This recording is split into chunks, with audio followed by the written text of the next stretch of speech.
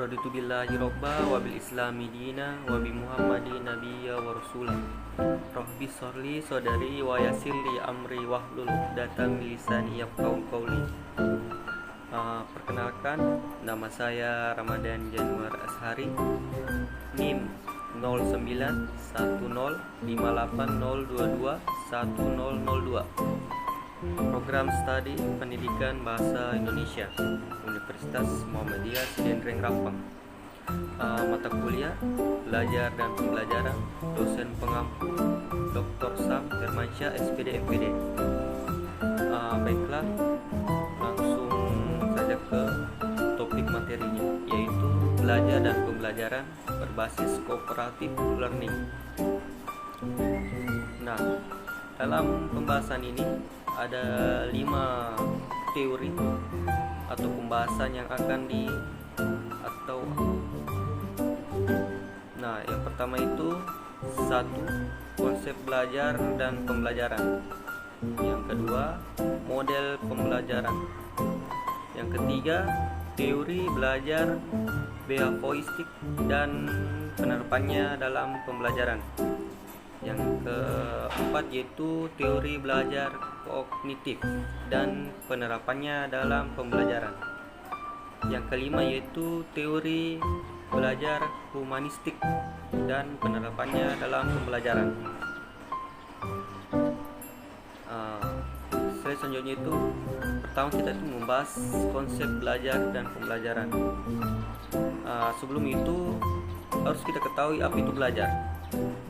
Nah, belajar menurut Imron adalah suatu upaya yang dimaksudkan untuk menguasai atau mengumpulkan sejumlah pengetahuan. Pengetahuan tersebut diperoleh dari seseorang yang lebih tahu atau yang sekarang dikenal dengan guru atau sumber-sumber lain, karena guru sekarang ini bukan merupakan satu-satunya sumber belajar dalam mencari pengetahuan. Pengetahuan tersebut dikumpulkan sedikit demi sedikit hingga akhirnya menjadi banyak, atau kita memiliki berbagai pengetahuan. Nah, orang yang banyak pengetahuannya diidentifikasi sebagai orang yang banyak belajar, sementara orang yang sedikit pengetahuannya diidentifikasi sebagai orang yang sedikit belajar, dan orang yang tidak berpengetahuan dipandang sebagai orang yang tidak belajar. Nah, orang dikatakan belajar manakala sedang membaca bacaan, membaca buku, pelajaran, mengerjakan tugas-tugas dan lain-lain. Nah, yang kedua itu tentang pembelajaran. Nah, menurut ahli Romisowski dalam Winata Putra, pembelajaran atau instruction adalah sebagai proses pembelajaran, yakni proses belajar sesuai dengan rancangan.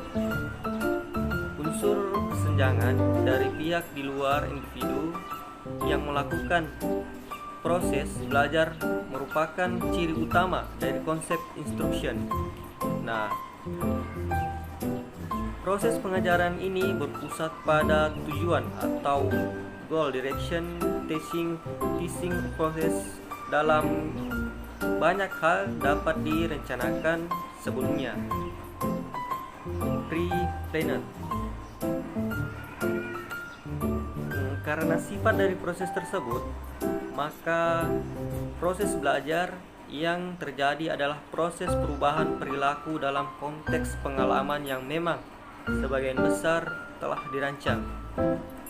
Nah, menurut para ahli kedua tentang pembelajaran, yaitu menurut Budiman Shah,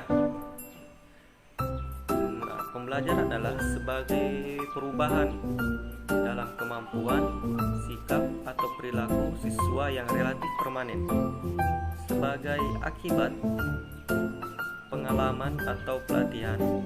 Perubahan kemampuan yang hanya berlangsung sekejap dan kemudian kembali ke perilaku semula, menunjukkan belum terjadi peristiwa pembelajaran. Nah, walaupun menjadi pengajaran, tugas seorang guru adalah membuat agar proses pembelajaran pada siswa berlangsung secara efektif. Selain fokus pada siswa, pola pikir pembelajaran perlu diubah dari sekedar memahami konsep dan prinsip keilmuan. Nah, siswa juga harus memiliki kemampuan untuk berbuat sesuatu dengan menggunakan konsep dan prinsip keilmuan yang telah dikuasai. Nah, baiklah, kita beralih ke pembahasan kedua, yaitu model-model pembelajaran. Nah, model pembelajaran aktif di sekolah menurut ahli Usaid dalam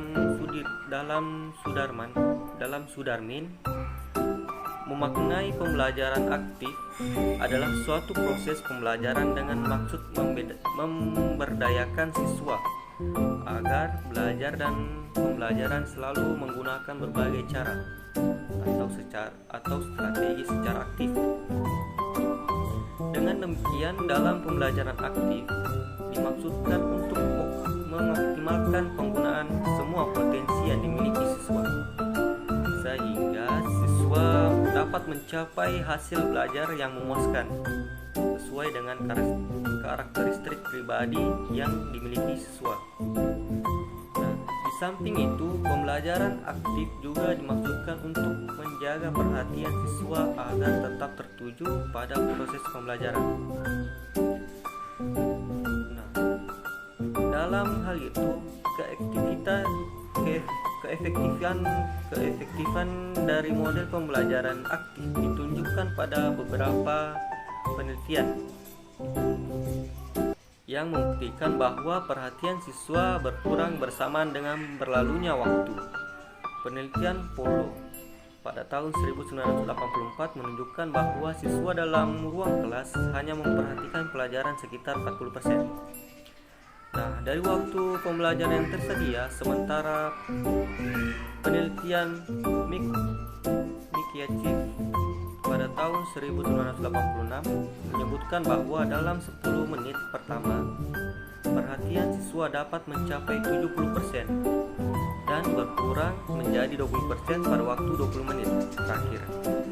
Nah, kondisi tersebut di atas merupakan kondisi umum yang sering terjadi di lingkungan sekolah.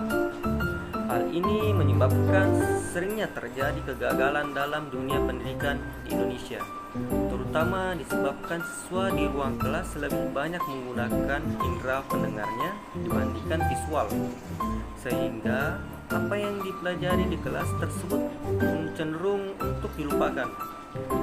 Sebagaimana yang diungkapkan Confucius dalam Usaid tahun 2010, yaitu A. Yang saya dengar, saya lupa. B. Apa yang saya lihat, saya ingat. Terus C. Apa yang saja saya lakukan, saya paham. Nah, ciri-ciri pembelajaran aktif ini menurut Bonwell pada tahun 1965, yaitu satu, penekanan proses pembelajaran bukan pada penyampaian informasi oleh pengajar, melainkan pada pengembangan keterampilan pemikiran analisis dan kritis terhadap topik atau permasalahan yang dibahas. Yang kedua itu, siswa tidak mendengarkan pelajaran secara pasif, tapi mengerjakan sesuatu yang berkaitan dengan materi pembelajaran. Nah, tiga, siswa lebih banyak dituntut untuk berpikir kritis, menganalisis, dan melakukan evaluasi. Dan yang terakhir itu umpan baliknya, yang lebih cepat akan terjadi dalam proses pembelajaran. Nah, yang selanjutnya itu model-model pembelajaran. Nah, terdapat dua jenis pendekatan dalam pembelajaran aktif, yaitu pendekatan yang bersifat metodologis dan pendekatan material. Nah, pendekatan metodologis menyangkut cara belajar mengadaptasi ide aktif yang disajikan ke dalam struktur kognitifnya, yang sejalan dengan cara yang ditempuh oleh pendidik dalam menyajikan bahan pembelajaran tersebut. Nah, contohnya itu pendekatan metodologis antara lainnya yaitu pendekatan intuitif, analitik, sintetik, spiral, induktif, deduktif, tematik, realistik, dan heuristik. Nah, sementara pendekatan material yaitu menyajikan konsep aktif melalui konsep aktif lain yang telah dimiliki pembelajar. Contohnya itu menyajikan konsep penjumlahan dengan menggunakan pendekatan garis bilangan atau himpunan. Baiklah, kita masuk ke pembahasan ketiga, yaitu teori belajar, behavioristik, dan penerapannya dalam pembelajaran. Nah, teori ini menurut ahli Pavlov, bentuk paling sederhana dalam belajar adalah kondisi, karena kondisi sangat sederhana bentuknya dan sangat luas sifatnya. Para ahli sering mengambilnya sebagai contoh untuk menjelaskan dasar-dasar dari semua proses belajar. Peletak dasar teori conditioning adalah Ivan Petrovich Pavlov. Secara kebetulan, conditioning refleks ditemukan oleh Pavlov pada waktu ia sedang mempelajari fungsi perut dan mengukur cairan yang dikeluarkan dari perut ketika anjing sedang makan. Nah, ini dalam percobaannya. Nah, ketika Pavlov mengukur sekresi perut saat anjing merespon bubuk makanan, dia melihat bahwa hanya dengan melihat makanan telah menyebabkan anjing mengeluarkan air liur. Dalam slide berikutnya itu tentang aplikasi teori Pavlov dalam pembelajaran. Itu hal-hal yang harus diperhatikan dalam menerapkan teori belajar menurut Pavlov. Ada ciri-ciri kuat yang mendasar. Yang pertama itu mementingkan pengaruh lingkungan. Yang kedua mementingkan bagian-bagian. Yang ketiga mementingkan peranan reaksi. Yang keempat mengutamakan mekanisme terbentuknya hasil belajar melalui prosedur stimulus respon. Nah, kelima itu mementingkan peranan kemampuan yang sudah terbentuk sebelumnya. Yang keenam mementingkan pembentukan kebiasaan melalui latihan dan pengulangan. Yang terakhir yaitu hasil belajar yang dicapai adalah munculnya perilaku yang diinginkan. Baiklah, kita beralih ke pembahasan keempat tentang teori belajar kognitif dan penerapannya dalam pembelajaran. Teori belajar kognitif Brunner. Menurut Brunner dalam Irawan, teori psikologi kognitif disebut teori belajar penemuan. Teori belajar penemuan dan prosesnya melalui tahap-tahap. Yang pertama itu proses belajar terjadi lebih ditentukan oleh cara kita mengatur materi dan bukan ditentukan oleh umur siswa. Yang kedua itu proses belajar terjadi melalui tahap-tahap yang ditentukan oleh caranya melihat lingkungan, yaitu tentang enaktif, ikonik, dan simbolik. Nah, kita beralih ke penerapan belajar kognitif menurut ahli Brunner. Secara umum, teori penemuan Brunner ini bila diaplikasikan mengikuti pola sebagai ada 6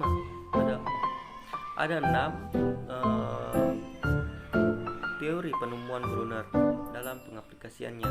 Yang pertama itu menentukan tujuan instruksional. Yang kedua memilih materi pembelajaran. Yang ketiga menentukan topik-topik yang bisa dipelajari secara kognitif, baik secara induktif oleh pembelajar. Yang keempat itu mencari contoh-contoh atau tugas-tugas dan ilustrasi dan sebagainya yang dapat digunakan pembelajar untuk belajar. Yang kelima itu mengatur topik pembelajaran sebaik rupa sehingga urutan topik itu bergerak dari yang paling konkret yang konkret ke yang paling abstrak. Yang keenam, yang terakhir itu mengevaluasi proses hasil belajarnya. Baiklah, kita beralih ke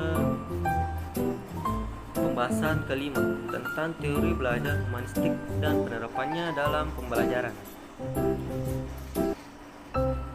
Nah, konsep belajar menurut psikologi humanistik, menurut teori humanistik itu belajar harus dimulai dan ditujukan untuk kepentingan memanusiakan manusia itu sendiri. Oleh karena itu, teori belajar humanistik sifatnya lebih abstrak dan lebih mendekati bidang kajian filsafat, teori kepribadian dan psikoterapi daripada bidang kajian psikologi belajar. Teori humanistik lebih banyak berbicara tentang konsep-konsep pendidikan untuk membentuk manusia yang dicita-citakan. Baiklah, kita menuju ke slide berikutnya tentang pandangan Roger tentang belajar. Ahli Roger sendiri menjelaskan bahwa siswa yang belajar hendaknya tidak dipaksa, melainkan dibiarkan belajar bebas. Siswa diharapkan dapat membebaskan dirinya sehingga ia dapat mengambil keputusannya sendiri dan berani tanggung jawab atas keputusan-keputusan yang ia ambil atau pilih sendiri. Dalam belajar demikian, anak tidak dicetak menjadi orang lain, melainkan dibiarkan dan dipupuk untuk menjadi dirinya sendiri. Ia tidak direkayasa agar terikat kepada orang lain, bergantung kepada pihak lain dan memenuhi harapan orang lain. Ia dibiarkan agar tetap menjadi arsitek buat dirinya sendiri. Baiklah, saya beralih ke slide berikutnya, yaitu tentang bagaimana ahli Roger mengemukakan prinsip belajar humanistik sebab humanistik. Nah, ada dua, yaitu pertama, hasrat untuk belajar. Hasrat untuk belajar merupakan suatu hal yang bersifat alamiah bagi manusia. Ini disebabkan adanya hasrat ingin tahu manusia yang terus-menerus terhadap dunia dengan segala isinya. Hasrat ingin tahu ini menjadi penyebab seorang senantiasa berusaha mencari jawabannya dengan mengalami aktivitas belajar secara terus-menerus. Yang kedua itu belajar bermakna. Makna sangat penting dalam belajar. Seseorang beraktivitas atau tidak senantiasa akan menimbang-nimbang apakah aktivitas tersebut mempunyai makna untuk dirinya atau tidak, sebab sesuatu yang tidak bermakna bagi dirinya tentu tidak akan ia lakukan. Baiklah, slide selanjutnya itu tentang bagaimana Rogers dalam Dimyati mengungkapkan langkah-langkah pembelajaran. Yang pertama itu, guru memberikan kepercayaan kepada kelas memilih belajar secara terstruktur. Kedua, guru dan siswa membuat kontrak belajar. Tiga, menggunakan metode inquiry atau belajar menemukan. Yang keempat, guru menggunakan metode simulasi.